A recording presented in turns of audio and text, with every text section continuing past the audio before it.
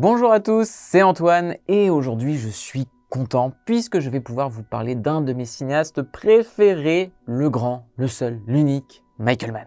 Que vous pensiez au Solitaire, au dernier des Mohicans, Hit, Collatéral ou encore Miami Vice, le bougre a juste l'une des filmographies les plus passionnantes qui soit, surtout depuis que son approche de la mise en scène et de l'écriture scénaristique se veulent plus extrêmes, voire abstraites et existentielles derrière leurs écrins attrayants de thrillers ou de films de gangsters. Si je dis ça, c'est parce que je préfère prévenir, son nouveau film intitulé Ferrari est loin d'être aimable.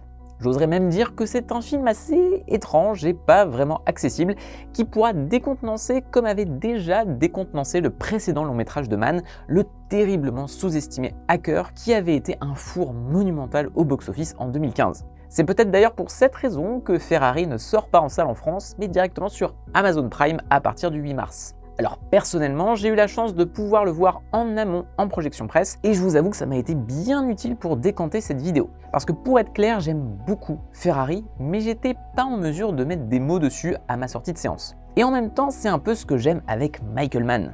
Que ce soit par les teintes irréelles de sa photographie, ses ambiances nocturnes à nul autre pareil, ses choix de musique éthérés, ses montages enivrants ou même ses ralentis lourds de sens, il y a quelque chose d'onirique et de cotonneux dans son cinéma, de purement atmosphérique qui titille nos sens avant même l'interprétation qu'on peut en tirer. Ça me fait d'ailleurs penser à un truc qu'on ne dit pas assez en tant que critique de cinéma. On nous demande souvent si on arrive à couper la part d'analyse que demande notre boulot quand on regarde un film pour le plaisir. Alors déjà, je pense qu'on réfléchit toujours d'une certaine façon quand on regarde un film. Mais la question est plus de savoir si le film parvient à vous garder actif dans son visionnage. Et pour moi, ça veut aussi dire quelque chose. Si je réfléchis trop à un film, à son sens ou à ses symboles pendant que je le regarde, c'est qu'au fond, je suis pas si investi dedans sur le plan sensoriel et émotionnel. Ce que j'adore, c'est d'être emporté, enveloppé par un film et d'y réfléchir ensuite une fois sorti de la salle.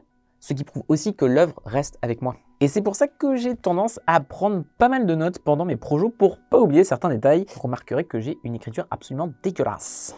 Bon, tout ça pour dire que Michael Mann, c'est pour moi la quintessence de ce que j'aime. Du cinéma sensible et viscéral, mais qui porte en soi quelque chose de profondément cérébral, qui demande à être analysé après coup. Et dans le genre, Ferrari est ultra satisfaisant, parce que plus je réfléchissais à sa bizarrerie thématique et narrative, plus j'y voyais les thèmes majeurs de Mann. Alors déjà, revenons à la base de la base. Ferrari raconte, comme vous pouvez vous en douter, la vie d'Enzo Ferrari, le fondateur de la célèbre marque de voitures de sport. Mais la première particularité du film, c'est de ne pas prendre la forme d'un énième biopic pseudo-exhaustif tendance fiche Wikipédia soporifique. Au contraire, Michael Mann se concentre uniquement sur l'année 1957 qui s'avère charnière dans la vie de l'ancien pilote de Formule 1. L'usine Ferrari est en activité depuis 10 ans, mais financièrement, tout ne va pas bien, et c'est pour ça qu'il mise sur le prestige que pourrait lui rapporter une victoire lors de la Mille Miglia, une course de 1000 miles au cœur de l'Italie. Mais en plus, Ferrari doit composer avec sa vie privée complexe, entachée par la mort d'un de ses fils et sa difficulté à reconnaître un autre enfant qu'il a eu avec sa maîtresse. Donc le premier truc à retenir, c'est que Michael Mann choisit assez explicitement de faire un anti-biopic. Et c'est important, parce qu'à moins d'être un expert de la vie de Ferrari, on ne sait pas trop où le film se dirige. Ce qui peut paraître paradoxal pour une œuvre qui parle de route, de course et de ligne d'arrivée. L'horizon dans Ferrari est abstrait, voire absent, et c'est explicité par cette plongée immédiate et sans détour dans la vie du personnage. On recompose petit à petit le puzzle par le prisme d'une simple vignette encapsulée dans un vrai point de vue de mise en scène. Ça peut perturber, ça peut même agacer, mais c'est au fond parfait pour un film de Michael Mann. Les limites du cadre l'intéressent autant que ceux qu'il filme, parce qu'à l'instar des bolides qu'il montre à l'écran, les choses ne font qu'entrer et sortir de l'image. On ne voit qu'une bribe des choses, alors que les frontières du cadre soulignent un passé et un futur qui s'annoncent lourds à porter.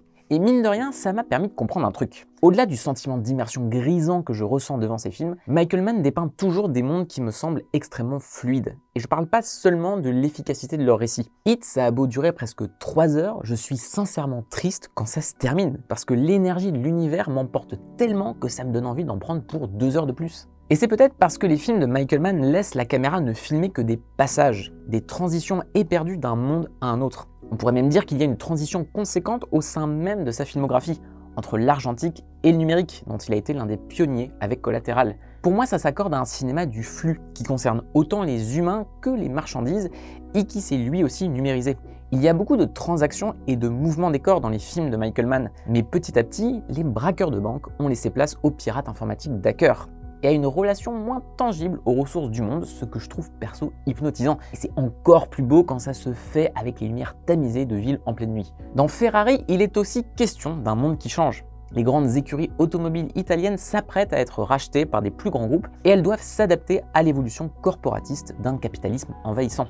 Enzo Ferrari perd une partie de sa liberté et est bien contraint d'admettre que ce nouveau monde lui échappe, ce qui revient dans pratiquement tous les films de Michael Mann. Est-ce qu'on se laisse emporter dans le flux de l'histoire ou est-ce qu'on résiste au courant? Est-ce qu'on accepte d'évoluer quitte à rejeter ce qu'on était à l'origine? Là est toute la question et toute la tragédie que met en scène le cinéaste. Dans Heat, ça passait par cette réplique culte de Robert De Niro. Don't let yourself get attached to anything you are not willing to walk out on in 30 seconds flat if you feel the heat around the corner. Sauf que ce mantra, il n'arrivera pas lui-même à le respecter. Parce qu'on a tous un amour, une famille ou un héritage quelconque qui nous entrave. C'est tout le paradoxe du cinéma de Michael Mann. Il y filme des hommes et des femmes qui se cherchent une individualité, qui essaient de trouver leur place dans le monde, de s'y imposer. Mais la fixité, la sédentarité qu'ils cherchent est toujours éphémère. Et il ne leur reste plus qu'à courir après le monde, la liberté ou le temps, à vivre à 200 à l'heure dans une fuite en avant permanente. Dans Ferrari, il joue justement de ce contraste entre le rock solide et imperturbable qui est censé représenter le PDG et le mouvement rapide et surhumain de ses machines. À partir de là, on voit ce qui fascine le réalisateur.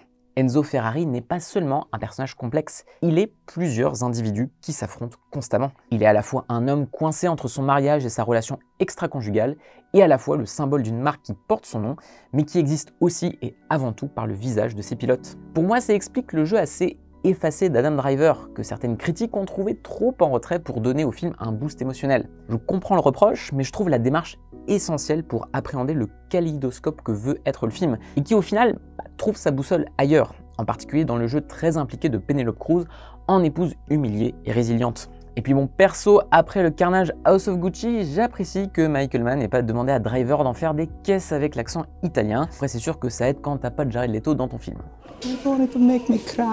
Ce qui passionne Mann, c'est pas le parcours entrepreneurial d'un grand nom de l'auto, mais bien le dilemme que représente ce nom. Ferrari dépasse Enzo, comme si les deux entités se cherchaient une symbiose impossible à la Dr Jekyll et Mr Hyde. C'est d'ailleurs très joliment illustré dans l'une des premières scènes du film, où un fondu mixe une colline du paysage italien avec le corps endormi du protagoniste. Les personnages de Michael Mann espèrent un contrôle, une osmose avec leur environnement, que ce soit le territoire urbain de Heat, Collateral ou Hacker, ou la nature sauvage de la province de New York dans le dernier des Mohicans. Adam Driver incarne un énième héros maniaque et obsessionnel, qui donne au film son tempo par un montage vif lors d'une session de conduite inaugurale, où chaque cut accentue le passage des vitesses et la maîtrise du véhicule. Et puis je pense à l'une des meilleures scènes du film, un montage alterné jubilatoire où tout le monde est à l'église, mais calcule sur son chronomètre le temps de passage d'une voiture de course au simple son du moteur au loin. Cette précision, elle se retrouve évidemment dans la mise en scène, qui alterne travelling renversant et caméra embarquée pour nous plonger en plein cœur des courses et de leurs dangers. Il y a quelque chose d'hétérogène, à la fois rêche et virtuose, et ça parvient à garder une certaine clarté, alors que par souci du détail, toutes les voitures sont rouges, y compris celle du concurrent Maserati.